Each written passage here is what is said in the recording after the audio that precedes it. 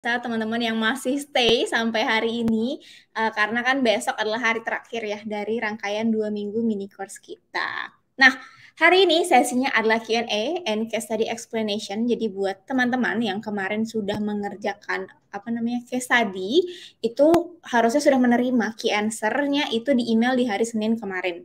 Nah, kalau misalnya teman-teman ada yang mau bertanya, gitu ya, itu di dalam key answer tersebut ada link Slido juga. Jadi teman-teman yang mau bertanya ke Kak Juno bisa melalui link Slido yang ada di email di dalam key answer itu ya, teman-teman. Oke.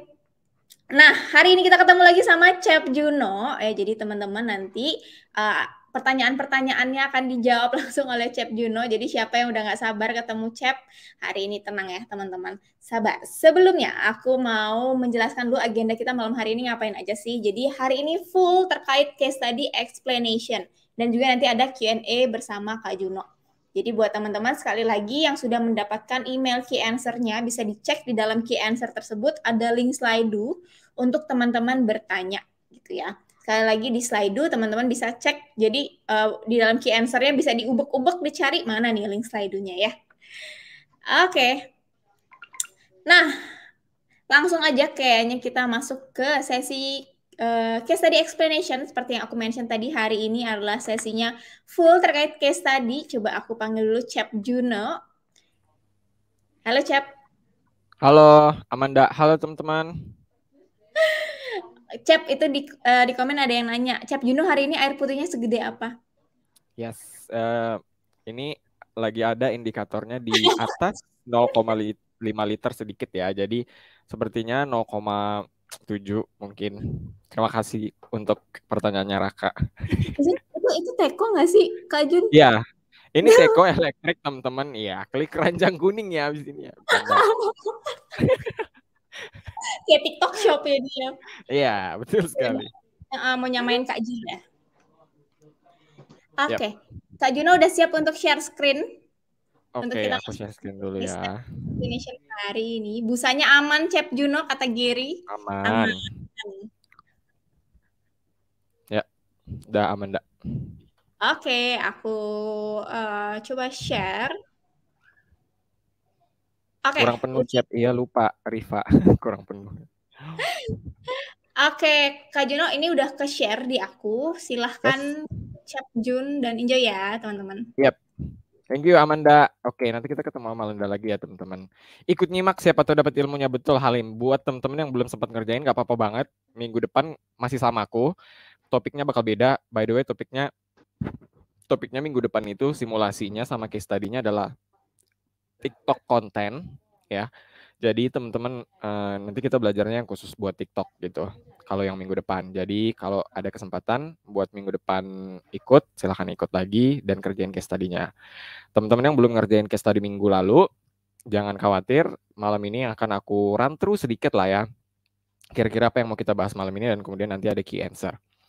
Link slide-nya ada di email teman-teman. Jadi buat teman-teman yang udah ngerjain case study minggu lalu kan hari Senin kemarin dikirimin kan key answer-nya lewat email.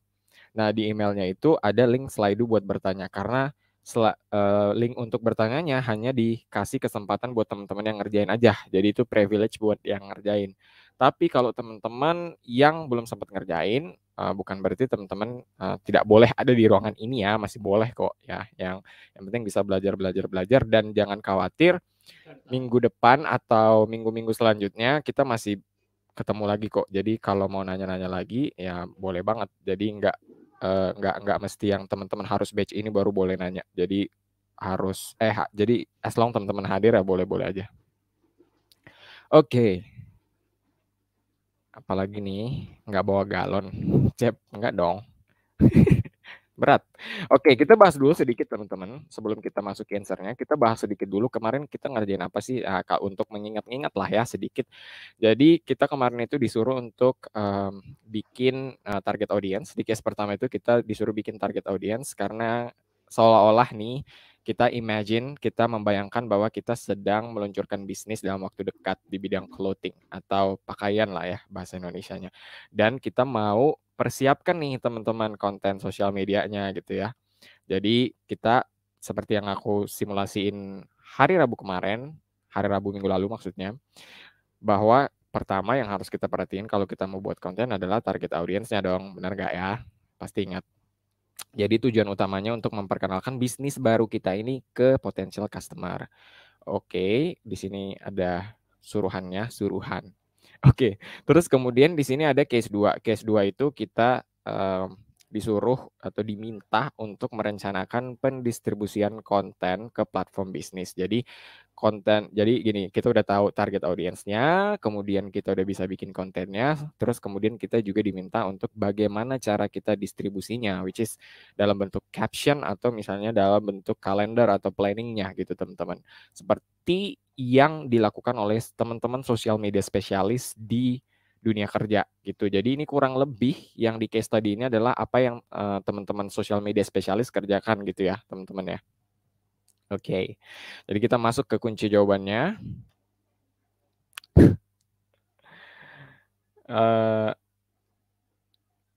Oke, ada. Oh ya betul. Thank you Antawir ya. Katanya baby clothing juga.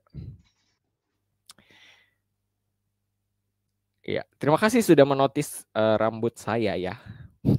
Itu tujuan saya memang, canda guys. Oke, jadi ini case study answer. Jadi disclaimer dulu teman-teman bahwa kalau misalnya teman-teman bisnisnya beda gitu ya, tetap di bidang clothing tapi aku beda merek atau pasti beda merek sih. Atau aku beda segmentasi nih Kak, aku beda market nih sama yang Kak Juno. Berarti aku salah dong? Enggak ya. Jadi enggak salah sama sekali. Jadi ini tuh cuma contoh pengerjaannya aja teman-teman. Kalau misalnya teman-teman ya misalnya nanti pakaian apa gitu beda sama jawaban aku, itu welcome banget ya, maksudnya nggak salah ya gitu ya. Itu tergantung plan masing-masing aja. Tapi yang mau aku tunjukkan di sini adalah cara pengerjaannya, cara analisisnya. Teman-teman nanti bisa sesuaikan dengan tugas teman-teman masing-masing. Mungkin kalau teman-teman ada rencana buat upload di LinkedIn gitu ya, atau mau jadiin portofolio, silahkan istilahnya apa yang teman-teman dapatkan malam ini tuh bisa jadi istilahnya penambah lah untuk biar teman-teman tuh lebih mengerti lagi bagaimana sih caranya kalau kita bikin istilahnya presentasi lah ya di sosial media konten gitu. Oke. Nah, terus kemudian di sini kan kita dimintanya bikin bisnis baru ya teman-teman ya. Terserah teman-teman mau bahasain apa, logonya kayak gimana silahkan. Tapi di sini ini baru kepikiran banget sih waktu bikin key answer-nya. Jadi aku kayak bikin sebuah brand pakaian untuk anak-anak gitu ya, buat dari bayi sampai ya remaja lah atau balita lah gitu. Namanya Chloe Kiddy. Jadi ini juga udah aku jelasin di video ya, jadi nggak perlu aku jelasin panjang-panjang. Intinya Chloe Kiddy ini menjual pakaian-pakaian buat anak-anak lah, intinya kayak gitu. Buat anak-anak dan memang baru mau launching gitu ya. Dan memang fokusnya adalah dia bahannya tuh ini. Jadi kita harus mention dulu teman-teman atau sebutkan di awal kira-kira produk kita ini ya keunggulannya apa, karena keunggulan ini yang akan membantu seorang digital marketer untuk bikin konten teman-teman. Kalau misalnya kita aja digital marketer nggak tahu keunggulan produknya apa, ya makanya kita nggak tahu juga kita mau menyampaikan apa nih ke audiens kita. Audiens kita nih A gitu. Nah, kita cara menyampaikan apa yang mau disampaikan ya ke si A ini. Ya kita harus tahu nih sebenarnya keunggulan dari produk kita apa. Nah, ini aku karang-karang aja ya. Jadi bahannya tuh aman buat bayi, intinya kayak gitu. Mau amannya mau terbuat dari apa, aku bukan spesialisasi di bidang itu ya, tapi intinya begitu. Oke. Nah, kemudian ini kita akhirnya mau riset audiens. Ingat teman-teman bahwa kita pada saat audiens riset itu banyak caranya. Di Discord juga tadi ada yang nanya, terima kasih. Jadi banyak ya, kemarin minggu lalu udah aku presentasikan juga bahwa biasanya lewat survei bisa kita lihat teman-teman kita gitu ya, teman-teman kita yang punya anak nih, misalnya kalau di kasus aku teman-teman kita yang udah punya anak, kira-kira mereka butuh apa sebenarnya kalau misalnya pakaian bayi, atau misalnya kita langsung nanya aja kalau misalnya ada brand pakaian bayi yang memang dia mengutamakan keamanan bahannya, kira-kira suka nggak? Atau misalnya kira-kira seneng nggak sama produk yang kayak gitu? Atau apalah gitu, atau misalnya kalian kan udah punya bayi nih, nah kalau bayinya itu dibeliin pakaian, yang diperhatiin apa, dan segala macam lah, kayak gitu-gitu. Jadi kita jadi tahu, akhirnya kita bisa nanya-nanya, oke, dia kayaknya bisa jadi target audiens aku. teman aku ini, misalnya aku punya teman yang kira-kira bisa jadi target audiens aku langsung ya nanya-nanya dia lagi, kamu kalau sehari-hari ngapain sih gitu, kegiatan barunya selama punya anak gimana, atau misalnya kamu punya anak ribet gak ngurusinnya dan segala macam, kalau misalnya ribet gimana untuk membagi waktunya. Jadi kita mengenal pribadi dia seolah-olah memang nanti campaign kita ya ke dia dan orang-orang yang mirip seperti dia, seperti itu ya teman-teman ya. Bisa kayak gitu, aku pernah melakukan itu. Terus kemudian bisa juga ngelihat ya audiens secara umum, kayak pasti kita tahu kan kalau ibu-ibu punya anak yang ngapain sih gitu. Terus kemudian atau misalnya kita ya cari-cari di Instagram parenting gitu. Misalnya kalau misalnya memang target kita itu orang tua, ya udah kita cari-cari kolom-kolom komen di kolom-kolom komennya Instagram parenting itu juga bisa, atau misalnya baca-baca artikel tentang forum-forum tentang parenting kayak gitu-gitu caranya. Jadi kita kalau audiens riset tuh bisa kayak dari berbagai macam, yang penting adalah bagaimana cara mengetahui lebih dalam audiens kamu itu siapa, mereka kebiasaannya apa, mereka sukanya apa, kayak gitu ya. Jadi banyak banget cara teman-teman. Oke, jadi ini udah aku tulis juga di sini market analisisnya apa aja gitu ya. Aku kasih tahu harganya Chloe Kid itu berapa, terus kemudian akhirnya aku ngambil kesimpulan bahwa marketnya mungkin orang-orang yang tidak peduli sebenarnya harganya berapa, yang penting ya udah bagus dan kemudian kualitinya nih bagus, kualitinya nih mantep gitu, ya kan. Terus kemudian kompetitornya di sini juga aku masukin ya. Jadi kompetitornya siapa aja sih? Nah ini juga penting biar kita tahu nih kontennya Uniqlo Kids gimana, kontennya Mother Care gimana, kontennya Metro gimana, atau misalnya kita juga bisa dapat insight audience. Oh kita cari-cari info tentang Mother Care, terus kemudian mungkin kita nemu testimoni tentang Mother Care. Jadinya kita juga tahu dong audiensnya orang-orang kayak gimana. Kayak gitu. Pokoknya itu salah satu usaha juga buat riset-riset audiens teman-teman. Oke. Terus Bang Juno 2/2 jam ya sesi ini. Jangan dong, Gaswen. Tapi makasih ya. Belum bisa pakai LinkedIn. Kenapa belum bisa pakai LinkedIn? Wih, ada pantun nih, aku baca dulu. Pergi ke Gorontalo sama si Mamat. Kak Juno ganteng sangat. Makasih usahanya treadmill and treat. Oke, kita lanjut ya. Sorry guys, itu intermezzo doang. Nah, kemudian di sini ada audience persona. Jadi ya aku bikin 2 teman-teman audience personanya biar ada variasi aja sih. Makanya kayak aku bilang audience persona itu bisa maksimal 3 lah mungkin ya. Jangan yang terlalu banyak juga, nanti kita bingung mau ngikutin yang mana. Tapi secara umum buat Chloe Kidi aku mikirnya ada 2 nih yang bisa kita target ya. Yang pertama ini audiens personanya namanya Fancy Prita gitu, nama aslinya Prita tapi kita kasih kata sifat lah fancy gitu. Nah, kemudian di sini ada bionya, ada umur 32 sampai 40, dia gendernya female ya, dan kemudian dia businesswoman. Female pasti maksudnya dia punya anak ya, harusnya ya. Atau juga bisa teman-teman bisa pernah juga kita bikin audiens jadi targetnya ini orang tua gitu. Sebenarnya gitu, karena produknya buat anak-anak. Nggak mungkin kan audiens personanya anak-anak gitu, karena kan kita nggak, maksudnya anak-anak nggak main Instagram, nggak main sosmed lah gitu. Tapi kita akhirnya target auntie-nya, rich auntie, apa ya, tante-tantenya misalnya, atau om-omnya, itu juga bisa, walaupun si tantenya ini belum punya anak gitu, itu juga bisa banget ya. Nah, kemudian ini lanjut ya ke audience persona kita yang pertama. Jadi di sini udah aku tulis semua bio, needs, interest, and behavior-nya gitu ya. Jadi teman-teman silakan nanya aja apa yang mau ditanyain dari sini. Intinya udah aku ajarin kemarin ini. Oke, terus kemudian yang kedua namanya workaholic Sarah ya. Jadi ini juga salah satu template. Jadi aku bilang kemarin sebenarnya template audience persona itu banyak ya teman-teman. Dan ini aku kasih contoh yang lain, ada ala-ala quotes gitu, seolah-olah Sarah sendiri yang ngomong gitu. Kalau misalnya kita wawancara teman kita, ya dia ngomong apa kita bisa tulis di sini nih highlight-nya apa yang dia omongin kemarin gitu.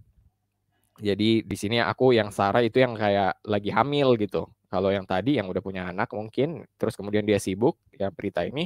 Kalau ini Sarah lebih ke kayak ya dia baru mau punya anak pertama nih. Kan beda tuh audience persona buat ibu-ibu yang udah pernah punya anak sebelumnya sama ibu-ibu yang baru mau punya anak. Nah, aku mikirnya gitu kan. Oke, jadi aku bikinlah semua audience personanya dengan cara seperti ini. Oke. Nah, akhirnya dengan kita udah tahu audience personanya, kita akhirnya sekarang bisa breakdown atau mendetailkan lagi, merinci lagi ide-ide kontennya. Disclaimer lagi, kalau teman-teman di sini cuma bikin, kan kita disuruh bikin 3 ya di case tadinya. Kalau teman-teman cuma bikin, awareness doang nih Kak, aku bikinnya gitu. Nggak apa-apa ya, nggak apa-apa banget. Jadi jangan bilang kayak, kok Kak Juno bikin beda-beda ya. Tapi aku awareness doang, itu nggak apa-apa banget. Tapi aku mau ngasih contoh 3 ini supaya teman-teman tahu bedanya apa. Gitu. Tapi kalau misalnya teman-teman cuma bikin conversion, silahkan gitu ya. Itu boleh banget. Kalau audience personanya grandpa, grandma boleh nggak beli cucu kan pasti sayang. Betul, itu audience persona, salah satu audience persona yang bagus juga Antawir ya. Thank you idenya ya. Audience persona bagusan berupa narasi atau poin-poin. Ada yang narasi, ada yang poin-poin gitu. Kalau needs atau behavior biasanya tuh ya bisa terserah sih, bisa poin-poin juga boleh. Bisa narasi juga boleh. Jadi kalau aku narasi aja sini biar nggak aku enter-enter banyak. Gitu. Oke ya, kita lanjut ya. Nah, jadi di sini ada ide-ide konten buat awareness, seperti yang aku bilang kemarin kan, kalau awareness biasa lebih ke edukasi-edukasi atau tips-tips and trick lah. Jadi aku tulis di sini tips memilih baju untuk anak, konsiderasinya untuk final consideration aku milihnya yang hal apa yang paling Bunda perhatikan dari pakaian anak-anak. Kalau consideration kan biasa yang engagement kan, yang menarik interaksi lah, yang bikin mereka komen, bikin mereka share, bikin mereka ya ada obrolan lah sama kita gitu. Jadi aku yang lebih ke nanya-nanya mereka di final consideration. Kemudian di final conversion, di situ juga aku tulisnya flash sale produk baju dan celana. Karena kalau conversion ini kan udah ngajak beli gitu ya, untuk memaksa untuk beli, nggak memaksa banget sih, apa ya namanya, ya hard selling lah kalau bisa dibilang ya bahasanya, gitu. Terus ini konten briefnya ala-ala juga, jadi kayak ini desain yang aku bikin di Canva, jadi ini juga sebenarnya kalau misalnya teman-teman bilang, ini nggak bagus ya, menurut aku ini nggak bagus amat sih, tapi kalau teman-teman bilang, Kak aku tapi kayaknya mentah banget gitu gak, konten briefnya, itu nggak apa-apa banget ya, karena ini aku ya biar bagus aja sih di present ke teman-teman gitu. Tapi kalau misalnya teman-teman cuma bisa bikin di PPT atau Microsoft Paint, mungkin masih ada yang pakai Microsoft Paint di sini, itu juga nggak apa-apa ya. Yang penting jelas gitu apa yang mau kita taruh di gambar itu, jelas ke tim desainer tuh kita ngasih tahu bahwa oh ada foto anak-anak dan judulnya ya gitu. Oh ada nanti bentuknya kayak fitur question di Instagram ya gitu. Terus kemudian ada tulisan website kita ya, bukan website ini. Tulisan username Instagram kita ya di bawah, atau misalnya kalau di conversion harus ada flash sale-nya ya, atau misalnya harus digedein ya, diskon 50%-nya, harus tanggalnya harus jelas ya gitu. Jadi kelihatan sebenarnya tim desainer mau ngerjain apa gitu. Sebenarnya poinnya itu. Jadi bukan ke bagusnya atau pemilihan warnanya teman-teman ya sebenarnya. Ini aku bikin di Canva biar teman-teman lebih ya maksudnya lebih clear aja dilihatnya. Gitu. Nah, jadi kayak misalnya awareness ini aku detailin lagi, dia kan kayak ini ya, karosel ya harusnya, kalau tips memilih baju buat si buah hati. Jadi kayak ini juga ala-ala aja sih ini bikinnya guys. Jadi beneran sesederhana itu, aku cuma kopas-kopas 1, 2, 3, nanti tim desainer yang bereksplorasi, karena kan tim desainer kan udah punya ilmu kan, kira-kira desain yang bagus tuh gimana. Jadi aman lah, yang penting kita ngasih tahu sebenarnya apa gitu ya. Oke, terus captionnya seperti yang ada di sini. Jadi di sini aku taruh ya, aku panggilannya di sini moms karena memang semua audiens personanya tadi memang lebih ke perempuan atau ibu-ibu gitu ya. Jadi aku manggilnya moms ya. Terus kemudian di sini ada emoji karena aku tahu ya, maksudnya buat ibu-ibu emoji itu masih apa ya? Masih tren lah, masih tren. Masih bagus lah ya kalau kita kasih emoji ke ibu-ibu. Jadi nggak apa-apa. Yang penting nggak terlalu alay lah, kayak senyumnya tuh banyak gitu, nggak usah ya. Jadi kayak satu-satu aja gitu. Dan biasanya best practice teman-teman, aku di produk apapun yang aku pegang, kalau pakai emoji itu biasanya lebih menarik aja sih buat audiens tuh lebih mau merespon yang captionnya ada emoji. Terus ada pertanyaan, kalau misalnya bisnis aku yang kaku ke formal Kak, perlu nggak emoji? Biasanya emojinya juga emoji yang formal, misalnya emoji apa yang koper gitu, atau misalnya emoji apa ya, aku kadang pakai emoji medali juga buat yang apa namanya, buat konten-konten yang lebih formal, nggak apa-apa juga sih. Yang penting nggak usah yang kayak gini nih. Kalau misalnya teman-teman bikin caption buat bisnis formal terus pakai yang love begini, ya aneh aja sih mungkin ya. Pokoknya sesuaiin aja deh sama bisnisnya teman-teman ya. Oke, jadi aku juga pokoknya di sini lah sesuai awareness ya, nggak nawarin produk, consideration juga belum nawarin produk, kayak cuma nanya-nanya doang gitu ya.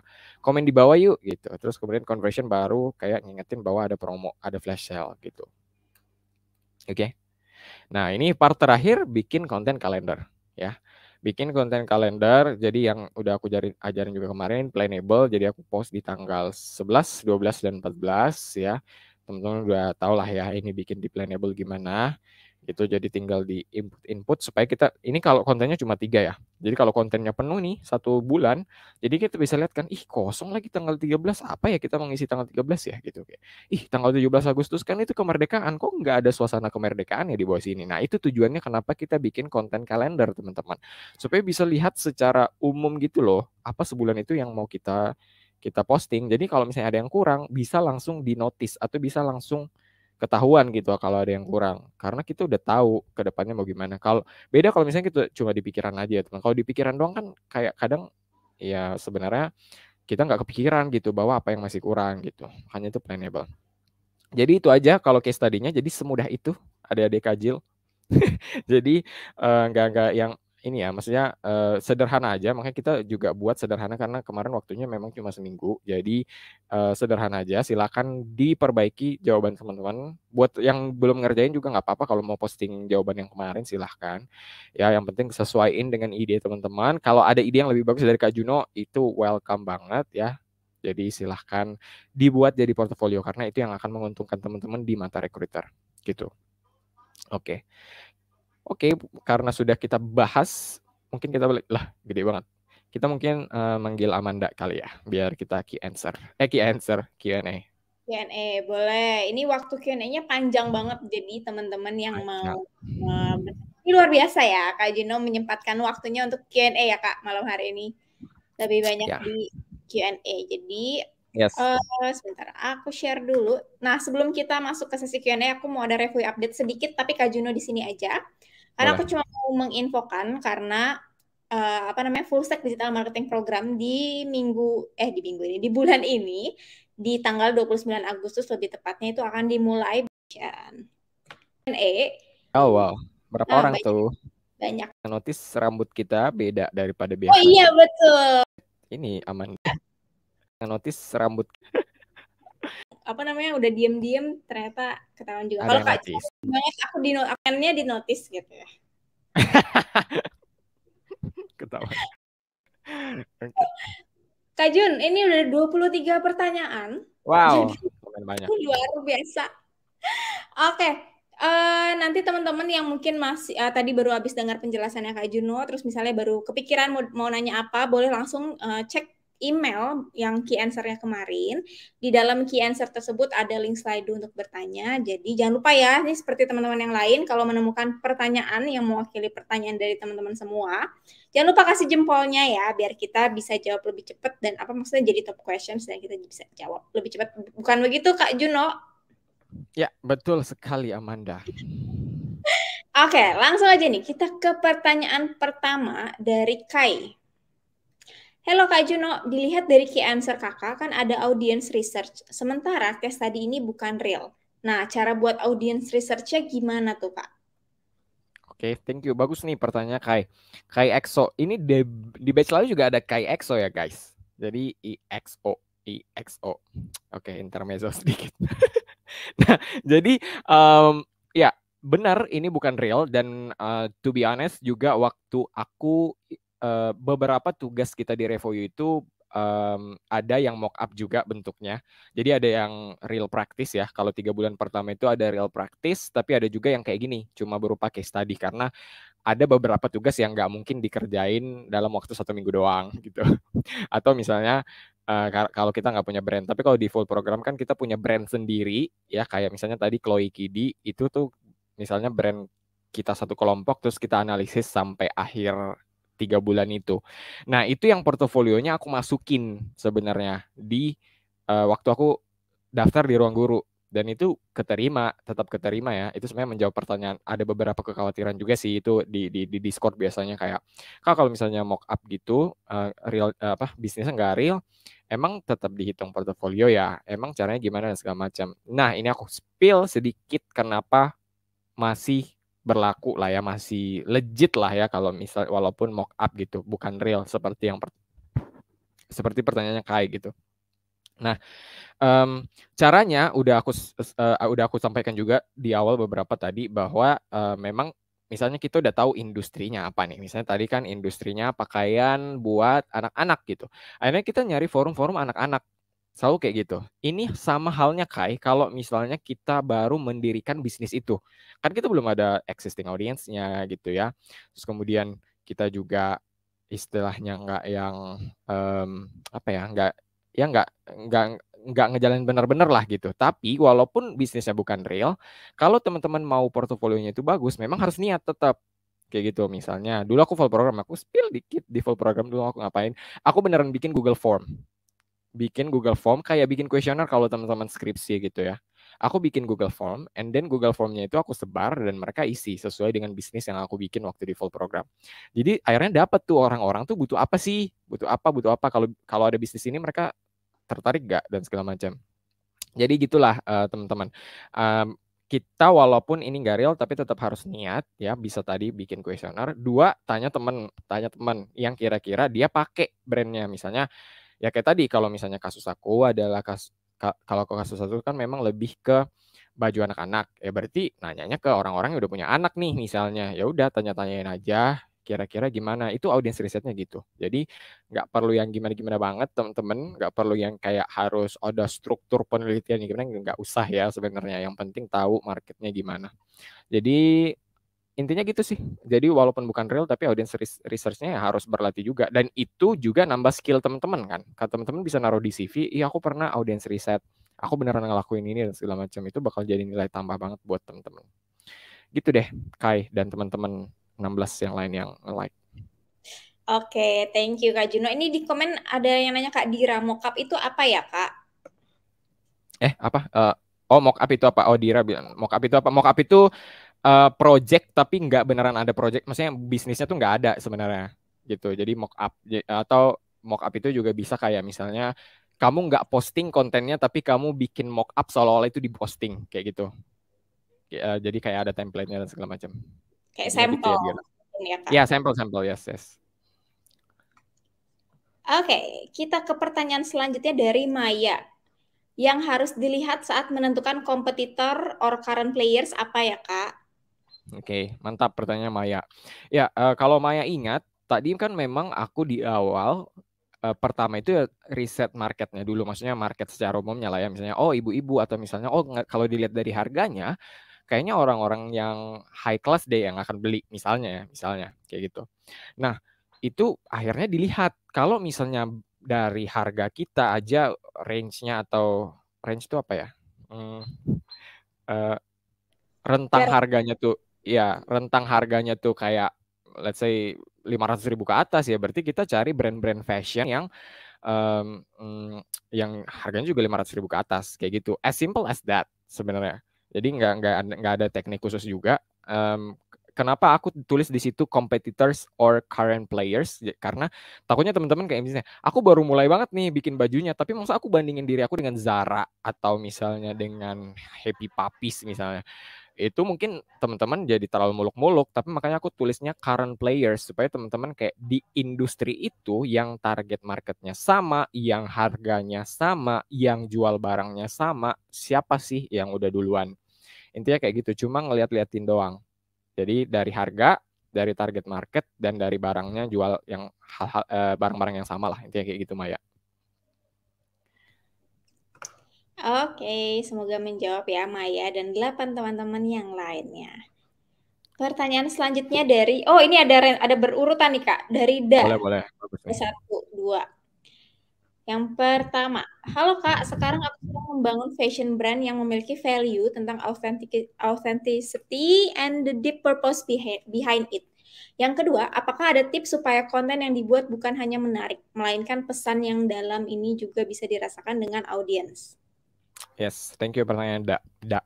Ya, jadi ini kemarin ada juga yang beberapa yang lalu konsul sama aku. Jadi ada dia punya brand gitu ya, tapi nggak gimana, Amanda? Maaf, motong. Ternyata ada pertanyaan ketiga. Oh, boleh. Jadi Silakan. hal ini karena aku melihat ada potensi besar di industri kreatif Indonesia, tapi masih banyak orang yang beli produk imitasi luar negeri despite the poor quality. Maaf ya Kak, motong. Iya, nggak apa-apa. Ya bagus lah nanti kalau misalnya kita jawabnya ini malah nggak nyambung. Tapi benar, thank you konteksnya lagi. Nah, itu ini sebenarnya udah terjawab ya. Kayak kamu udah tahu nih, ini bagus banget ya. Kalau kamu udah tahu, oh ada potensi besar di industri kreatif. Orang tuh belum sadar kalau misalnya tetap harus kualitas itu terjaga. Produk imitasi itu nggak bakal tahan lama, let's say kayak gitu. Itu semua harus disampaikan ke dalam komunikasi marketing kita. Karena kalau teman-teman ingat di hari kedua Kak Razi ngajarin kita, itu kan sebenarnya digital marketing itu ada di bawahnya marketing communication, ya. Jadi tujuannya digital marketing itu sebenarnya menyampaikan apa yang teman-teman tawarkan. Itu aja, as simple as that ya, semudah itu adik-adik Ajil ya. Jadi, tapi apa nih kalau misalnya yang kayak gitu? Aku kasih contoh. Let's say ini udah ada jawabannya nih. Orang tuh masih banyak yang beli produk imitasi, padahal kualitasnya jelek. Ya udah bahas. Kalau misalnya mungkin dari segi harga bagus nih teman-teman, tapi secara istilahnya lifetime value itu apa ya? Usage. Secara jangka panjang nggak bakal tahan lama. Itu pasti teman-teman juga ngerasain lah. Kalau misalnya beli barang ori, pasti mau pakai bertahun-tahun, itu pasti bertahan banget. Nah, itu yang teman-teman sampaikan. Itu tugas dari marketing communication, especially digital marketing sebenarnya. Itu kayak jadi Da ini udah tahu nih kalau misalnya konsumennya tuh banyak kan begitu, banyak kan orang Indonesia begitu. Ya udah, cara kita mengedukasi mereka supaya mereka itu tidak begitu lagi ya dengan cara-cara seperti itu tadi. Makanya aku sarankan jangan jualan doang feed Instagramnya, tapi memang harus disentuh tuh apa yang mereka belum tahu selama ini. Disentil lah bahwa oke, kalian kalau beli produk imitasi itu jangan kayak gitu. Terus kemudian satu lagi, sorry Amanda, scroll ke atas. Nah, kayak deep purpose behind it. Deep purpose-nya apa nih? Misalnya suka ada brand yang kayak dia membangun brand itu karena dia pengen menolong lebih banyak orang lagi. Atau misalnya dia pengen mempekerjakan orang-orang yang selama ini di layoff misalnya. Kan ada brand yang suka kayak gitu kan. Itu disampaikan terus. Itu namanya social proof juga. Misalnya teman-teman sering lihat brandnya Gojek. Dia suka cerita tentang drivernya kan. Karena apa?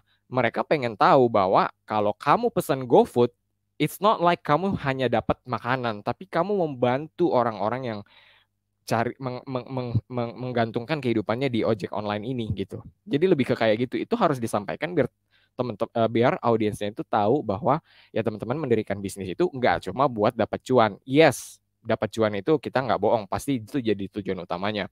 But if you do have the purpose behind it, itu silakan di breakdown satu-satu, di list satu-satu, akhirnya kamu sampaikan dalam konten kamu. Makanya itu kenapa aku saranin jangan cuma kayak jualan katalog aja di feed Instagram. Gitu jawabannya dan teman-teman. Oke, semoga menjawab. Ini tadi langsung 3. Kita Yes. tik dulu. Oke, thank you tadi Da untuk pertanyaannya. Terus pertanyaan selanjutnya yang akan dijawab oleh Kak Jun. Adik Kak Jun dong Yes. harusnya tadi, bukan Kak Oh, Cil ya. ya. Ya itu. Cil. Aduh. Dari Andi Yung. Halo Kak Juno. Mengenai case tadi kemarin, untuk closing selain kita harus paham audiens persona, tahap apa yang harus kita lakukan untuk menuju CTA dan retensi? Ya oke, Andi. Basically ya udah audience persona sih sebenarnya. Untuk menuju CTM maksudnya untuk ini ya, maksudnya untuk biar kita ngajak dia conversion ya. Sebenarnya basically ya audience persona sih sebenarnya. Kalau misalnya mau advance lagi ada yang namanya brand persona ya, which is yang diajarin di full program brand. Jadi ada brand value, brand value itu ada brand identity, terus kemudian brand voice ya, terus kemudian brand persona. which is itu yang akan menentukan brand kamu itu value-nya apa misalnya atau desainnya seperti apa kayak gitu. Itu kayak lebih ke membangun branding aja sih. But kalau misalnya udah tahu audience personanya itu udah jadi kunci utama sebenarnya teman-teman. Karena kamu udah tahu gini, kayak misalnya aku baru kenal sama Amanda, terus tapi tiba-tiba aku ngawarin dia produk, pasti Amanda males ya besok ketemu aku lagi gitu. Karena aku belum kenal banget sama dia, tapi coba aku udah akrab banget nih sama Amanda, terus kemudian aku tiba-tiba mendirikan bisnis, pasti Amanda bakal nolongin. Bener nggak Amanda? Awas ya kalau nggak bercanda. Jadi itu kayak maksudnya kayak gitu sama kayak buat audiens teman-teman. Kalau teman-teman udah paham audiensnya, udah sering ngobrol nih, udah melakukan awareness dan consideration, teman-teman mau jualin apa juga mereka jadi dengerin dulu gitu. At least nggak yang anti sama iklannya teman-teman karena dari kemarin teman-teman udah jadi sahabat buat mereka. Jadi sebenarnya basically paham audience persona itu nggak cuma clothing ya. Kalau Andi di sini mention clothing, tapi nggak cuma clothing, semua pokoknya bisnis itu bisa terapkan yang tadi. Bikin audience persona and then kemudian bikin konten-konten lain selain conversion. Gitu. Gitu deh jawabannya Andi. Oke, semoga menjawab Andi dan 8 teman yang lain. Ini banyak banget yang nge-like ya hari ini. Pada Iya. pada Pada mewakili ya. sundulgan aja, sundulgan. Oke, pertanyaan selanjutnya dari Angel. Halo Kak, aku kan niatnya mau benerin dulu hasil case tadinya karena mau aku up di LinkedIn. Nah, brandnya itu mending asli atau ngarang? Karena yang di case tadi aku ngarang. Yes, ya. Betul Angel. Jadi aku juga ngarang.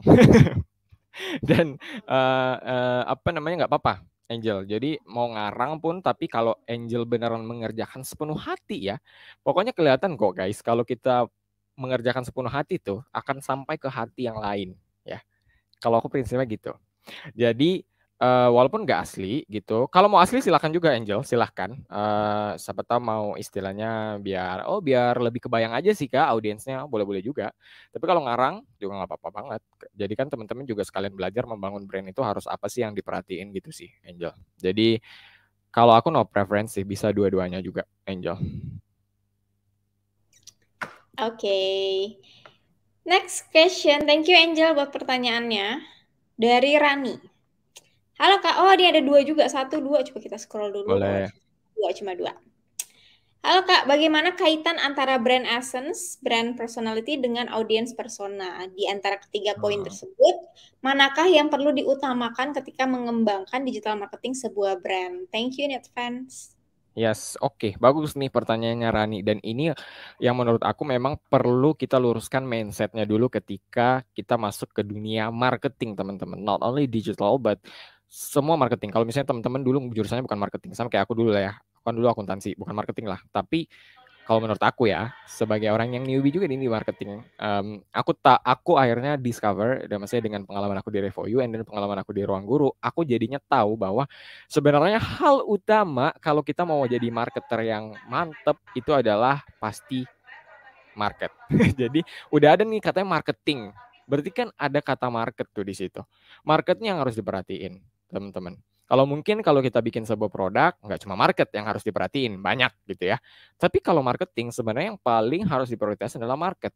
Karena percuma teman-teman mikir, konten yang bagus tuh begini, A, B, C. Konten yang bagus tuh kalau kita sok-sok sarkas misalnya. Tapi audiensnya teman-teman nggak suka kalau sarkas. Nah mau gimana? Teman-teman nggak bisa idealis untuk ya udah kalau menurut aku sarkas itu bagus ya sarkas aja bodo amat audiensku nggak suka, nggak boleh kayak gitu kalau marketer gitu.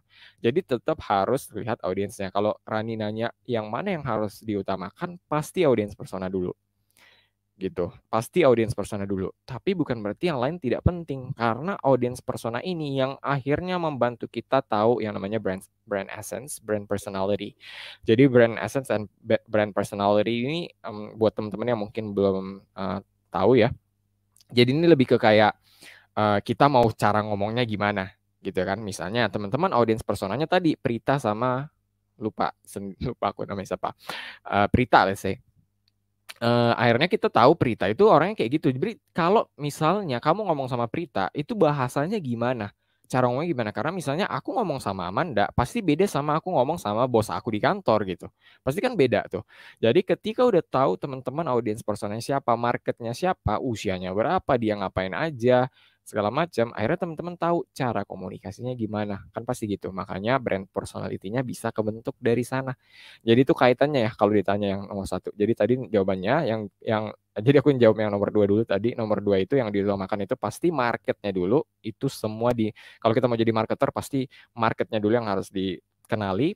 Dan kemudian yang pertama adalah kaitannya audiens persona dengan brand itu, ya brand kita jadi tahu mau ngapain ketika kita udah tahu audiensnya siapa. Kayak gitu deh, Rani. Oke, thank you Chef Jun. Kenalan dulu ya Kak, baru melangkah ke step yang Iya, selanjutnya. betul sekali. Jangan buru-buru aja, agresif. Agresif, buru-buru, jangan buru-buru ya guys. Oke, tadi 2 pertanyaan dari Rani, semoga menjawab. Selanjutnya dari Shrek.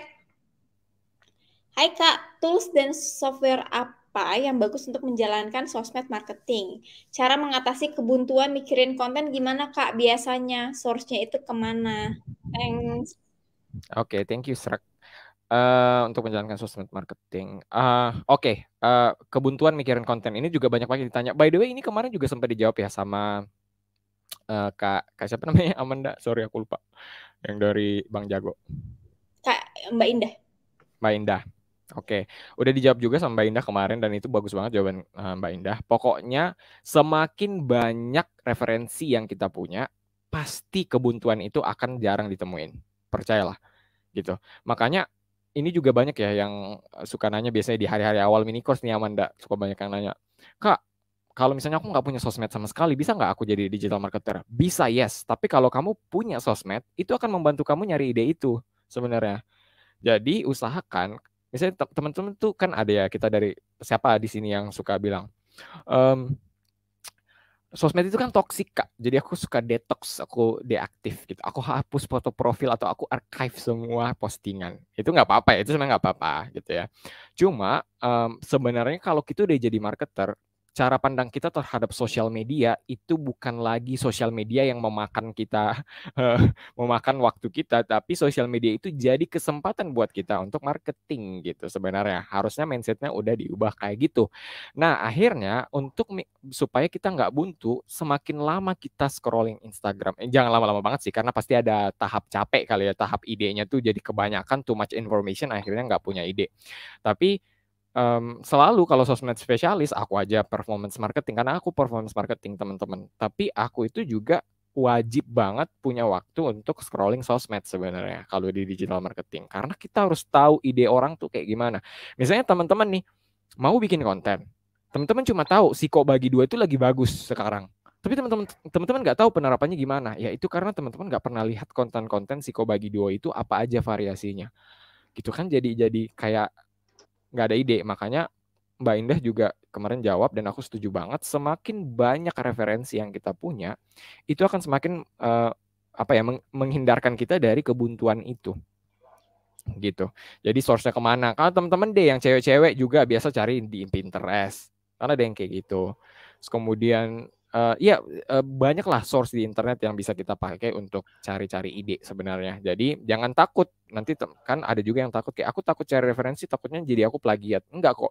Nanti teman-teman pasti bakal mikirin sendiri kayak biar nggak plagiat, cara narapinnya ke brand aku gimana. Gitu. Percayalah semakin banyak referensi yang teman-teman terima, ya semakin jarang teman-teman akan mengalami kebuntuan. Itu yang aku alami juga sebagai digital marketer.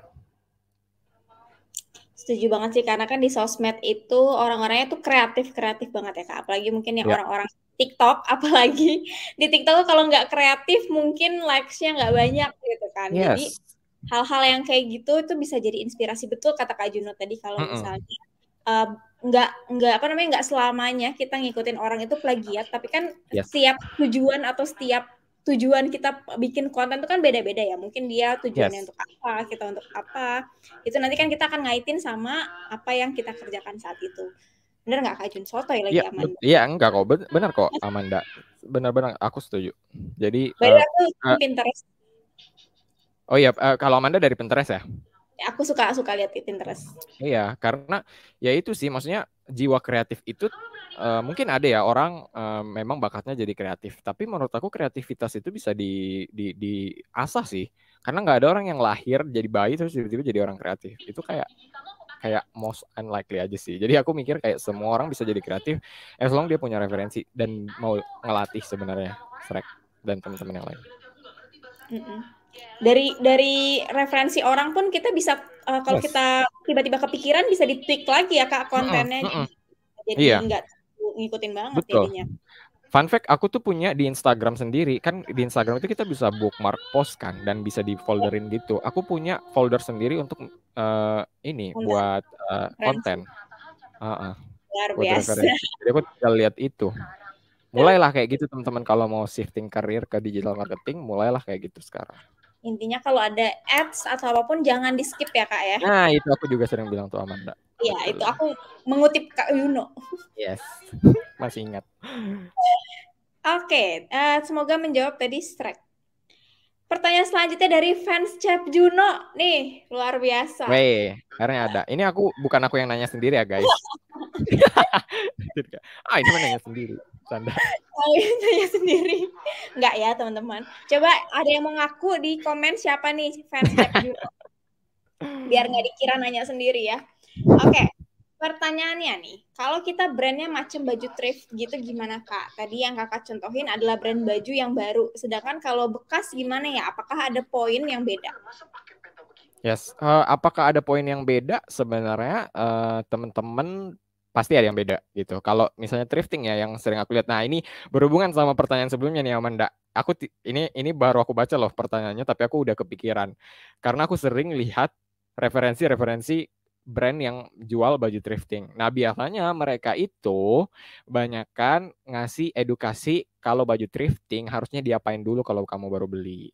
Terus kemudian ada juga yang bahas sebenarnya baju thrifting ini asalnya dari mana? Kamu belinya dari mana? Yang kan sebutnya bal-balan tuh.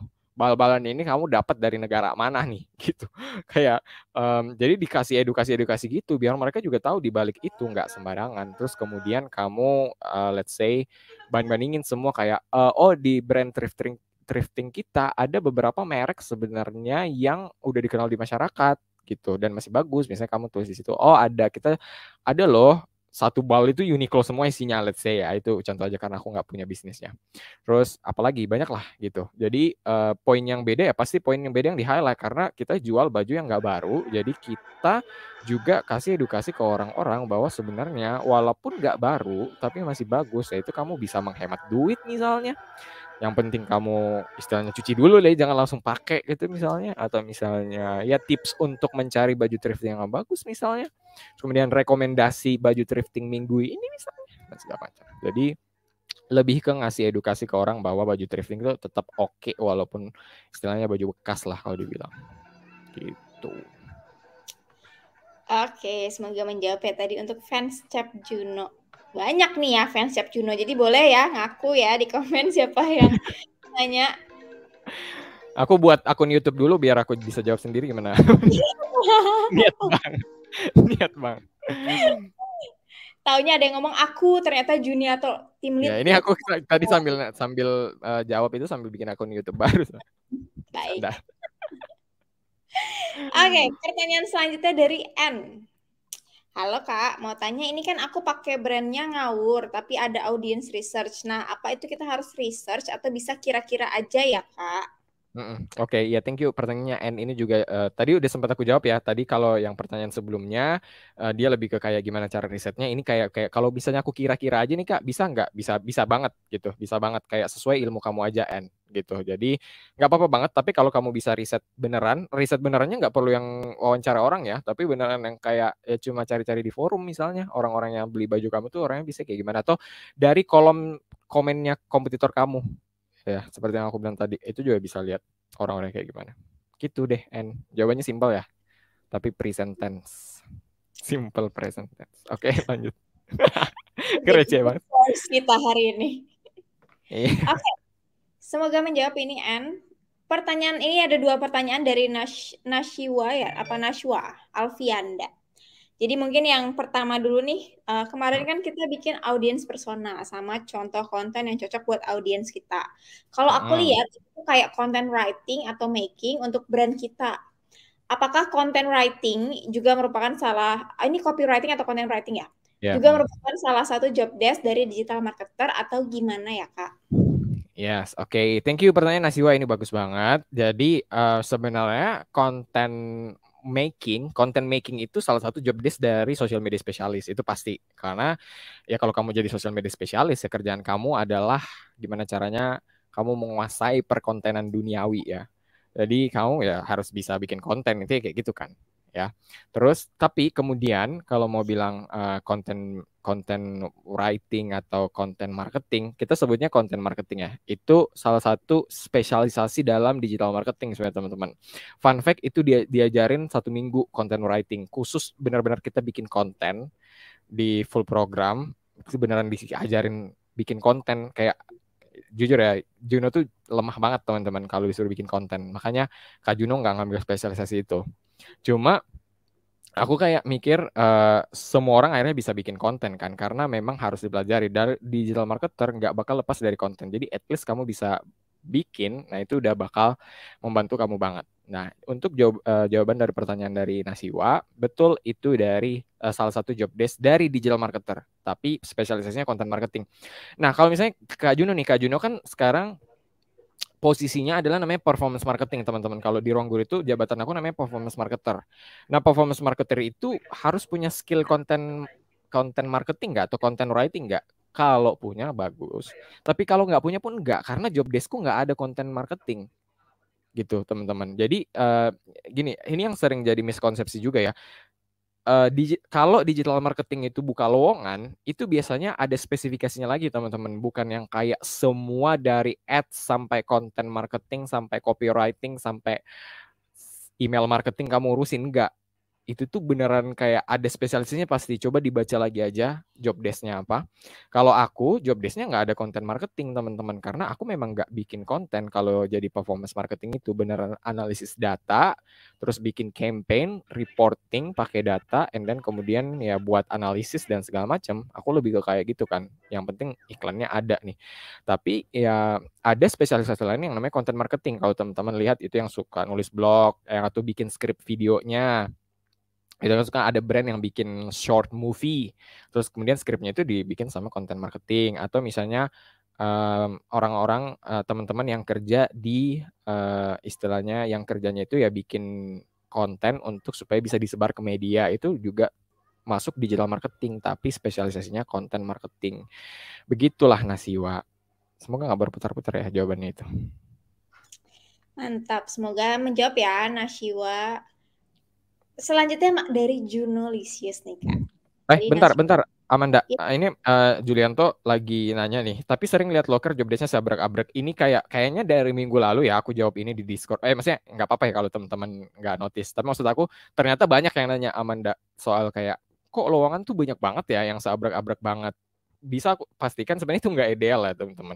Maksudnya kita bisa pastikan bahwa perusahaannya itu belum mengerti sebenarnya digital marketing itu gimana. Satu itu. Yang kedua, sebenarnya mereka ngerti, tapi mereka masukin job desk itu. Percayalah nggak semua job desk itu bakal dikerjain nanti. Itu aku kayak dari segala macam aku pernah kerja, semua job desk yang ada di situ sebenarnya nggak bakal semuanya bakal teman-teman kerjain. Gitu. Itulah yang teman-teman harus konfirmasi pada saat wawancara sebenarnya. Jadi apa? Jadi gini, misalnya ada 10 job desk di situ atau 10 requirements. Jujur aja Juno itu kalau ngelamar mungkin cuma 5 dari job desk itu yang Juno pernah berpengalaman gitu. Jadi nggak semuanya juga. Jadi sebenarnya itu karena ya ditulis aja semua kita butuh ini. Tapi kalau kamu nggak semuanya juga nggak apa-apa sebenarnya gitu. Dan kemudian banyak juga yang nanya kemarin, Kak, kalau misalnya harus bisa desain bisa nggak? Itu bukan job desk digital marketer. Jadi itu kalau aku langsung tidak apply ke perusahaan yang mewajibkan aku buat bisa desain, karena pertama itu bukan job desk digital marketer, yang kedua aku nggak bisa desain gitu intinya. Gitu sih. Itu ya sorry ya intermezzo karena cukup banyak yang nanya kemarin. Anyway, kemarin kita juga ada sesi bareng karir coach kan Kak, hari Yes. Rabu kemarin bareng Kak Kristal. Itu ada pertanyaan serupa juga, jadi kayak Oh, nanya gimana tuh? kalau misalnya kita yang lagi interview nih ke perusahaan itu nanya kira-kira job desk kita yang akan dilakukan itu ke interviewer atau ke misalnya ke HR gitu boleh nggak? Misalnya kita confirm lagi gitu, kita job desk-nya apa aja. Terus jawaban dari career coach kemarin mungkin teman-teman yang ketinggalan ya. Jadi itu boleh banget karena interview itu kan two way. Jadi Yes. teman-teman interviewer bisa kenal teman-teman, teman-teman bisa kenal perusahaan dan bisa juga lebih clear lagi kira-kira job desk itu nanti akan seperti apa.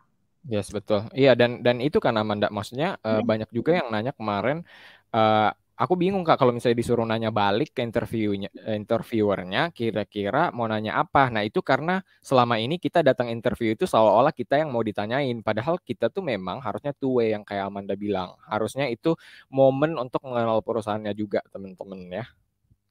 Kayak gitu. Betul, oke. Oke, udah siap mau jawab pertanyaan dari Junolisius? Waduh, makin ada-ada aja nih. Oke. Cep Juno tanya dong, kalau research audience itu minimalnya berapa sih Kak, biar bisa ditarik kesimpulannya? Thank Oke. you. Thank you pertanyaannya Junolicious. Jadi kalau digital marketing, aku kerja, fun fact, aku kerja di digital marketing karena nggak ada aturannya. Karena aku dulu di akuntansi kan semua itu hal udah diatur ya dalam sebuah kitab yang namanya standar akuntansi keuangan. Jadi aku nggak bisa ngapa-ngapain. Tapi kalau di marketing ya aku mau ambil satu doang itu sebenarnya nggak apa-apa juga. Kalau misalnya memang aku mampunya saat ini cuma satu orang yang aku wawancara, itu nggak apa-apa banget. Tapi pasti bakal akurat banget kalau semakin banyak sebenarnya. Jadi kalau aku sebenarnya Junolicious sorry banget kalau jawabannya agak mengecewakan karena aku nggak bisa ngasih angkanya berapa.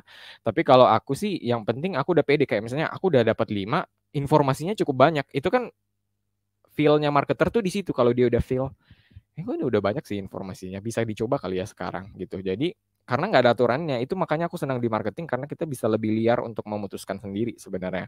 Dan tapi yang bisa aku pastikan adalah semakin banyak akan semakin membantu untuk menarik kesimpulan gitu, Junolicious. Tapi kalau misalnya waktunya nggak cukup buat sebanyak mungkin ya nggak apa-apa juga sih. Aku pernah wawancara satu doang terus aku coba ternyata works, ya itu juga nggak apa-apa gitu. Jadi aku nggak berani ngasih angka gara-gara aku pernah wawancara satu orang doang works, tapi aku wawancara banyak juga nggak works, tapi kadang works juga. Jadi ya itu begitulah cara marketer bekerja sebenarnya. Oke, jadi kalau Kak Juno tuh sering banget ngomong digital marketing itu nggak selalu ada jawaban yang pasti ya Kak ya? Yes, betul. Kalau maksudnya kalau nanya berapa atau nanya ini, itu wajar ditanyakan. Tapi mungkin kalau aku sendiri, aku nggak bisa jawab angka pastinya berapa. Karena takutnya kalau aku bilang harus 5. Tapi teman-teman mikir, enggak kok Kak, aku biasa 1 bisa kok. Nah itu ketuknya disalahin pula ya kan. Jadi tapi memang dari pengalaman aku nggak bisa dipatokin angka gitu sih berapa. Oke, semoga menjawab ya, Junolisius. Pertanyaan selanjutnya nih Kak, dari Anonymous. Aplikasi apa aja yang sering digunakan untuk seorang social media spesialis Kak? Oke, oh ini pertanyaan bagus juga Anonymous. Jadi kita itu ada yang namanya selain aplikasi sosmednya lah ya pasti biasa kita ada Planable juga. Terus kemudian ada misalnya aplikasi-aplikasi yang kayak bikin subtitle apa yang namanya InShot juga ada. Terus kayak apa sih yang aplikasi buat ngasih subtitle. Jadi itu pun aku nggak mau ngasih nama aplikasinya apa ya karena apapun sebenarnya bisa. Yang penting membantu teman-teman untuk ini. Nah kalau misalnya spesifiknya biasa tuh kita punya juga yang namanya untuk analisis biasanya kita punya namanya analisa.io ya namanya. Aku mau share screen. Oh izin share screen ya Amanda ya. Aku mau ngasih lihat ke teman-teman. Jadi ini tuh analytics software analytics yang teman-teman bisa pakai analytics.io. Sebenarnya ini ada saya berbayar ya, tapi ada versi gratisnya juga kalau yang ya sekadar analisis high level aja, misalnya kayak aku Instagram aku ya. Misalnya profile analysis Diniarto gitu. Profil sendiri. Tapi baru kepikiran. Jadi ini dia nanti analisis kira-kira kayak gimana. Tapi aku nggak tahu ya, ini harus login nggak ya? Oh nggak. Harus misalnya kayak engagement rate-nya, 5%. Wih, mantap. like rate-nya 4,6. Terus kayak, nah ini kalau misalnya kita mau lihat, oh umur followersnya Junior tuh berapa sih, gendernya apa ya, lokasinya di mana, authenticity-nya ini kayak misalnya fake atau real nih followersnya, ya itu harus yang berbayar gitu. Biasanya yang kayak gini yang kita pakai juga kayak, terus kemudian engagement-nya per minggu gitu. Terus kemudian apa nih, total post ya, terus apa lagi, total video views, terus uh, caption words must use, jadi caption aku tuh apa aja. Terus kemudian hashtagnya apa yang aku pakai gitu-gitu sih. Jadi biasa kayak gitu yang membantu kita untuk kayak punya summary dari sebuah akun tuh kayak gimana. Terus kadang aku juga pakai Amplify namanya. Amplify itu hampir sama sih, amplify.io. Dulu namanya Social Bakers. Dulu aku juga ngerjain tugas full program pakai Amplify ini. Jadi lihat pertumbuhan followers. Karena aku dulu bikin kontennya di full program itu um, membanding-bandingkan grup K-pop gitu ya, dari segi followers gitu. Sorry, ini nggak jadi, ini kok bukan aku yang lemot kan? Oh enggak, bukan, Amanda masih gerak. Jadi ini kayaknya lagi nggak bisa diakses, tapi ini tuh kayak kita juga bisa lihat. Pokoknya apapun itu Sprout Social juga ada gitu. Jadi tergantung perusahaan sih kadang teman-teman, tapi yang bisa aku kasih contohnya itu mungkin ya, karena itu yang paling sering dipakai. Gitu deh. Set. Ngaku siapa yang langsung buka analisa.io untuk nge-scan Instagramnya sendiri. Iya kayak aku bisa ngalahin Cep Juno nggak nih? Iya. kayak ini banget sih, kayak influencer banget. Kalau bayar worth it kah? Iya, worth it banget Kak, karena itu yang dipakai. Aku kenal analisa.io itu dari instruktur kita di full program yang orang-orang dari Tokped ya, dari agensi. Mereka pakainya itu. Oh, katanya banyak yang langsung cek juga, Amanda. Ketahuan banget. Oke, boleh nanti ya teman-teman, apa namanya, explore mungkin nanti setelah ini kita jawab dulu di pertanyaan selanjutnya nih. Masih dari anonymous, pertanyaan selanjutnya. Aku pernah dengar social media spesialis bikin plan konten selama sebulan. Dan kalau udah fix semua terus sosmed spesialis itu jobnya apa lagi, Kak? Oh ya, ini pertanyaan yang menarik. Kalau udah dijawabin semua, kira-kira inilah apalagi nih Kak. Ya, jadi ini enaknya di marketing teman-teman, karena kita punya data. Jadi misalnya ya bedanya, aku nggak bilang offline marketing itu jelek ya. Offline marketing itu pasti akan selalu butuh. Tapi gini, bedanya kalau kita di digital marketing, termasuk sosmed spesialis, karena kita itu selalu merencanakan pakai data. Dan kita itu selalu punya real time data. Kalau teman-teman ingat, Karas itu selalu bilang bahwa feedbacknya instan kalau pakai digital marketing. Feedback instan itu artinya kita tuh bisa langsung dapat datanya hari itu. Kayak gitu kan. Kita bisa dapat datanya secara real time. Nah, kalau misalnya teman-teman punya plan ya, sebenarnya kan manusia itu hanya bisa berencana ya. Semua yang menentukan itu bukan kita gitu ya, tapi kalau di digital marketing market yang menentukan. Kalau misalnya nanti udah bikin plan udah 1 bulan, tiba-tiba di tengah kok orang tetap nggak ngerespon ya, berarti ada sesuatu yang harus diubah. Ya disitulah sosial media spesialis mikir lagi, mutar otak, perlu nggak kita ubah plannya gitu. Atau misalnya tiba-tiba di tengah-tengah ada tren yang tiba-tiba muncul, nah itu sosial media spesialis akhirnya bekerja lagi di situ gitu. Atau misalnya yang kerjaan administratif deh, reporting misalnya, kok 2 minggu ini kontennya udah di planning bagus-bagus nih, tapi 2 minggu ini kok followersnya malah turun, banyak yang unfollow, abis ada apa kemarin kita posting makanya orang unfollow. Itu juga kerjaan dari social media spesialis untuk mikirin itu. Jadi hubungannya sama yang tadi di awal aku bilang tentang feedback instan, nah itu enaknya kerja di digital marketing karena kita nggak misalnya ya, kalau misalnya tim offline gitu ya. Ya kalau pasang billboard ya udah nungguin billboard itu selesai baru bisa dianalisis, baru bisa tahu lagi plannya apa ke depannya. Tapi kalau kalau digital marketer, sosmed spesialis jadi tahu kan hari itu kok kita lihat 2 hari 3 hari belakangan nggak ada yang engage ya.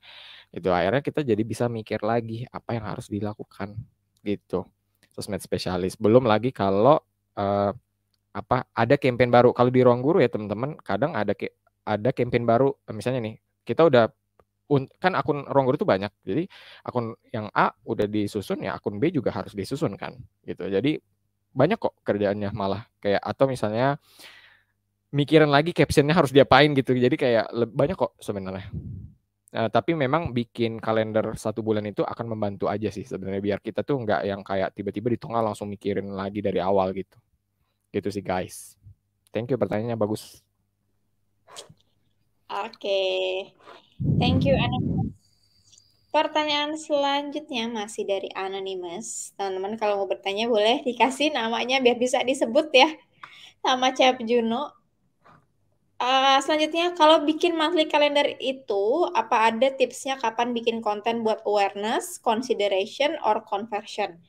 Atau boleh acak sehari bikin konten buat all funnel? Yes, oke, mantap pertanyaan juga anonymous. Kalau aku prefer untuk biasanya kalau memang aku rencana buat awareness. Jadi ini kemarin juga Mbak Indah tuh udah sempat bilang juga ya kalau misalnya teman-teman ya bisa langsung jualan. Bukan Mbak Indah yang dari grup M. Kak siapa yang aku lupa. Aku tuh ya Mas Adit. Aku tuh suka lupa nama ya guys. Jadi sorry banget kalau aku lupa nama. Jadi tapi intinya Mas Adi tuh udah pernah bilang juga kemarin bahwa sebenarnya kalau misalnya produk kamu itu udah yang kayak emang langsung jualan ya nggak perlu dari awareness juga kan sebenarnya. Aku lupa sih siapa yang bilang Mbak Indah atau Mas Adit ya. Tapi intinya kemarin aku dengar kalau begitu. Emang begitu teman-teman. Jadi kalau misalnya jualannya emang harus kayak butuh penjualan jadi nggak mau basa-basi ya itu juga nggak apa-apa ya. Cuma kalau misalnya teman-teman ada rencana nggak apa-apa di awareness dulu. Pasti awareness dulu. Karena gini teman-teman, di sosial media, teman-teman itu harus bikin soal itu jadi storyline sebenarnya. Ada benang merahnya antara postingan satu yang lain. Nggak semuanya harus berhubungannya. Tapi misalnya kemarin teman-teman bahas apa, ya minggu ini tuh biasanya bahasnya berkaitan sama itu lagi, tapi jadinya kayak orang tuh ngikutin cerita, teman-teman. Jadi, kalau saran aku jangan acak, tapi teman-teman bikin postingan itu ya benar-benar terstruktur. Kalau dari kemarin soft selling, ya mungkin akhir-akhir bulan mulai soft selling lagi gitu. Mungkin kalau misalnya pas soft sell pas hard selling nggak ada yang respon, masih kurang nih berarti awareness ya. Udah ulang lagi dari awareness. Jadi kalau aku sih tidak menyarankan buat acak, tapi um, kalau bisa variatif itu bukan berarti acak ya teman-teman, tapi lebih ke terstruktur aja. Kalau teman-teman awareness-nya udah cukup, ya berarti udah cocok ke consideration and baru kemudian conversion gitu. Kayak tiba-tiba nanti sekarang kita conversion besoknya awareness lagi itu agak-agak gimana gitu ya. Jadi batasin aja biasa mungkin per minggu mungkin atau 3 konten gitu sih Anonymous. Oke, semoga menjawab untuk Anonymous.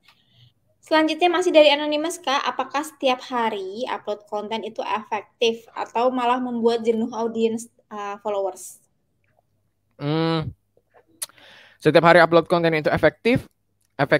Oh ya, sekali lagi ya teman-teman, sorry banget. Biasanya banyak juga yang nanya, efektif apa enggak ya Kak? Efektif atau enggak Kak? Itu jawabannya juga relatif karena efektif atau tidaknya itu hanya bisa dibuktikan kalau dicoba ya, by the way. Tapi kalau menurut pengalaman aku, setiap hari upload konten itu efektif aja. Tapi jangan sampai teman-teman itu memikirkan yang penting upload tiap hari. Aku ada utang konten nih hari ini, harus aku upload. Enggak. Yang penting itu kualitasnya sebenarnya. Baru frekuensi uploadnya itu yang kedua. Jadi pokoknya yang pertama, teman-teman siap gak bikin konten yang berkualitas? Kalau siap dan bisa bikin tiap hari, itu bagus. Tapi kalau teman-teman merasa bahwa memenuhi upload konten tiap hari itu hanya sebuah sekadar kewajiban, itu mindset yang salah sebenarnya. Jadi teman-teman harus perhatiin kualitasnya dulu. Tapi kalau misalnya nggak sanggup nih, aku kayaknya nge-stuck deh idenya kalau tiap hari harus bikin konten yang berkualitas, ya udah nggak apa-apa. Mungkin 2 hari sekali nggak apa-apa, 3 hari sekali juga nggak apa-apa gitu. Terus kemudian sambil coba istilahnya ketika kita posting seminggu itu cuma 3 kali, kira-kira konten kita masih sering muncul atau enggak? Atau memang best practice-nya nggak kayak gitu? Atau misalnya memang harus tiap hari? Intinya kayak gitu ya. Jadi aku jawabannya adalah jangan frekuensinya yang diperhatiin, tapi kualitas dari kontennya. Kalau teman-teman belum bisa memenuhi kualitasnya dulu nih, ya jangan tiap hari upload kontennya. Kalau teman-teman baru efektif upload tiap hari, kalau udah bisa memenuhi yang namanya kualitas kontennya.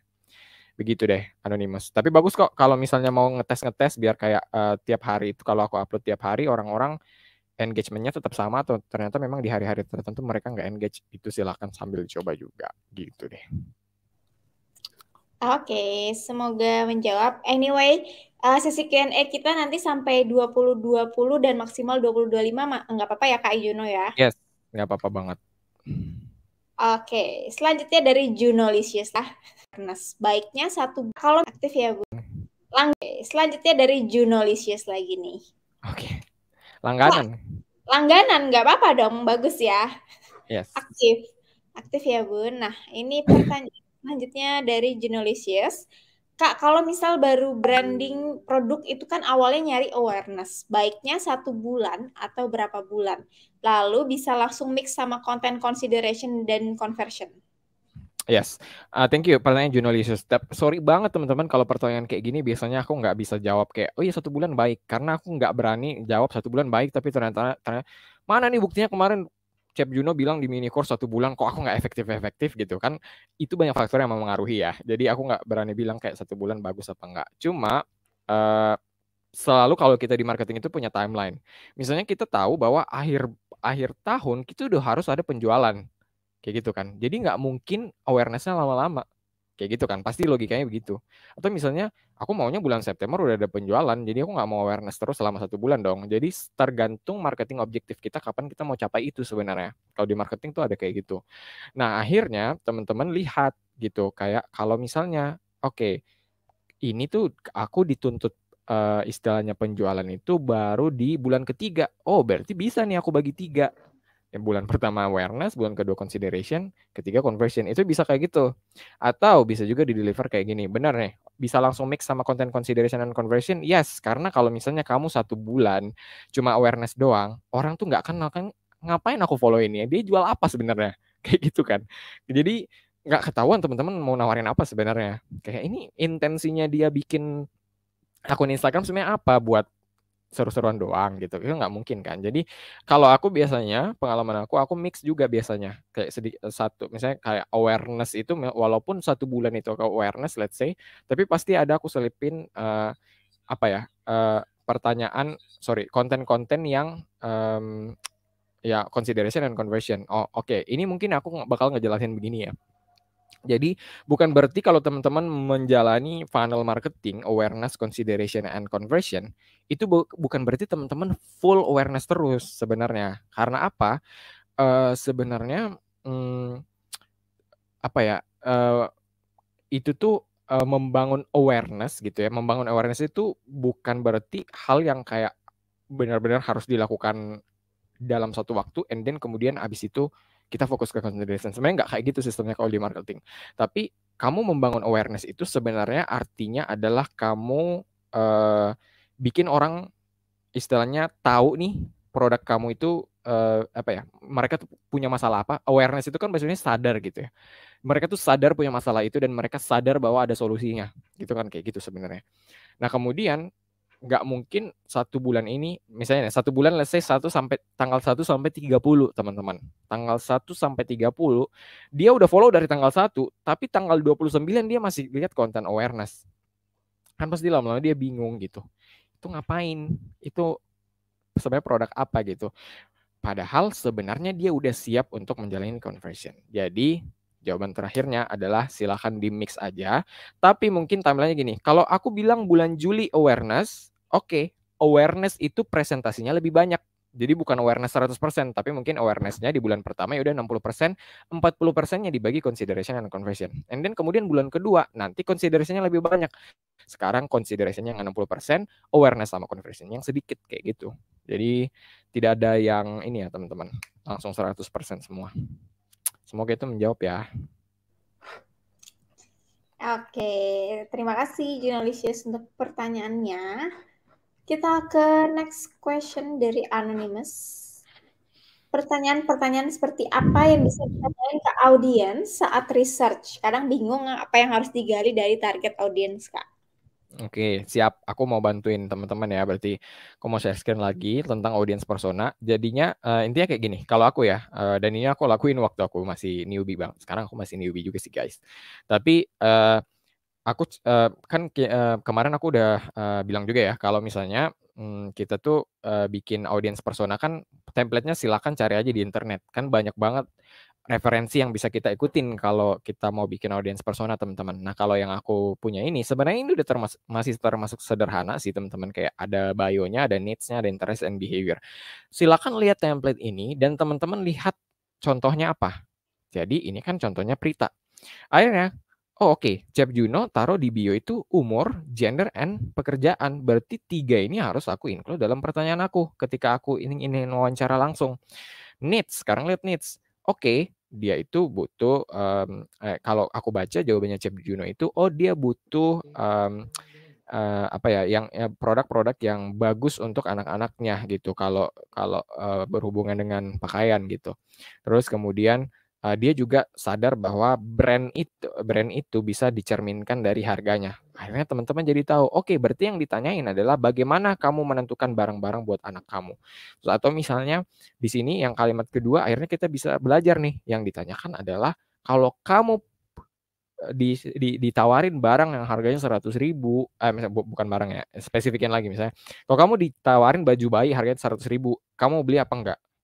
Gitu. Akhirnya dia jawab, beli, tergantung kualitasnya bagus nggak, bahannya ini nggak, aman nggak, dan segala macam. Jadi tahu gitu kan. Jadi jawabannya adalah silakan teman-teman pelajari template audience persona, isinya apa aja ya. Berarti teman-teman isi pertanyaannya berdasarkan yang ada di sini, template yang ada di sini. Gitu sih paling jawabannya. Stop sharing. Gitu deh. Mantap. Oke, thank you buat pertanyaannya Anonymous. Next question masih dari Anonymous. Banyak banget Anonymous hari ini ya. Hai Kak, gimana cara meningkatkan pembeli baru ya pada produk makanan? Untuk sosial media dan marketplace sudah cukup jalan, udah iklan juga meskipun dengan budget terbatas. Yes. Cara meningkatkan pembeli baru itu pasti ya satu benar, pasti kalau aku bisa jawab ya karena aku tugas sehari-harinya ngiklan, jadi aku pasti jawab iklan yes, budget terbatas. Bukan gini, sebenarnya kalau mungkin ini pelajaran sedikit iklan di digital marketing ya. Iklan di digital marketing, kabar baiknya teman-teman itu tidak tergantung budget sebenarnya. Budget itu hanya membantu kita untuk ya udah tampil atau enggak sebenarnya kan. Sebenarnya itu budget itu. Tapi kabar baiknya kalau di digital marketing, iklan di digital marketing atau yang kita sebut ads, itu tidak hanya bergantung pada budget yang teman-teman punya, tapi seberapa relevan konten itu dengan audiensnya teman-teman. Kalau di ads kan kita bisa atur audiensnya siapa, buat umur berapa. Iklannya ini hanya boleh ditampilkan ke umur berapa. Pokoknya kalau aku tulis umur 17, Amanda sama Juno nggak boleh dapat, jadi ketahuan umurnya. Nah, terus kemudian yang kayak gitu-gitulah. Maksudnya kesesuaian gini, kesesuaian antara iklan dan target audiensnya itu akan menentukan iklan teman-teman berhasil atau enggak. Kan kayak gitu kan. Nah, akhirnya apa namanya, yang bisa aku sarankan yang pertama adalah bikin iklan sebenarnya. Yang kedua, ini yang sering menjadi kesalahan ketika kita bikin iklan tapi isi dari feed kita aja itu tidak membuat orang bergairah untuk membeli, itu juga percuma. Karena kan biasanya ya kalau kita ngeliat iklan, karena kita belum yakin, kita klik profilnya dulu kan. Nah kalau misalnya gini, sama kayak misalnya teman-teman dari luar tuh bagus, ada pelangnya. Misalnya teman-teman punya rumah gitu ya, wah pagarnya bagus. Ya kita andaikan pagarnya ini iklan, halamannya bersih, itu iklannya gitu, itu iklan. Tapi pas orang bertamu masuk, berantakan isinya. Pasti orang jadi malas lagi kan. Malas tinggal berlama-lama di rumah itu. Jadi sebelum mengundang tamu itu datang, teman-teman harus bersihkan dulu rumahnya. Dalam konteksnya ini, teman-teman bersihin dulu feed-nya. Maksudnya bersihin feed itu bukan berarti harus estetik ya, enggak. Tapi feed-nya itu worth it untuk dibaca-baca. Gitu. Kayak ada yang konten berfaedah yang bisa bikin kita follow kayaknya menarik deh setiap kadang-kadang dia ngasih konten edukasi kayaknya relate sama aku deh kayak gitu. Itu cara yang kedua. Jadi untuk orang kan kalau mencari pembeli baru kan pembeli baru tuh sekarang tidak hanya melihat dari luar kan, tapi isinya juga harus dilihat. Karena kita berkompetisi dengan orang lain. Kalau isinya lebih nggak bagus daripada yang lain, ngapain aku stay di situ, ngapain aku beli produknya, kayak gitu kan sekarang pembeli. Yang kedua itu. Yang ketiga, kalau konteksnya ke let's say social media and marketplace, itu teman-teman istilahnya semakin teman-teman undang engagement, karena ini sorry ya Anonymous, sebenarnya aku nggak gini, aku harus tahu konteksnya apa dulu sebenarnya. Maksudnya konteksnya apa, maksudnya kayak misalnya teman-teman nanya cara meningkatkan pembeli baru ya, udah aku coba ini. Sebenarnya aku sebagai digital marketer harus lihat dulu hasilnya. Selama ini kamu ngiklan tuh hasilnya apa? Selama ini kamu bikin konten tuh kayak gimana? And then konten kamu itu impressionnya banyak atau enggak? Atau misalnya banyak yang baca atau enggak? Caption kamu gimana? Kan harus aku teliti dulu tuh sebenarnya. Baru bisa menjawab dengan baik gitu. Maksudnya bisa jawab dengan lebih spesifik. Tapi mungkin aku jawab secara general aja. Sebenarnya teman-teman perlu juga gini, seperti yang aku bilang biasanya, di sosial media itu konten yang muncul di kita adalah konten yang sering kita interaksi, gitu kan. Misalnya aku sering interaksi sama Amanda, aku sering komen-komen sama Amanda, pasti kontennya setiap Amanda upload konten baru, pasti dia yang paling awal, karena aku sering banget istilahnya komen-komenan sama Amanda, misalnya kayak gitu.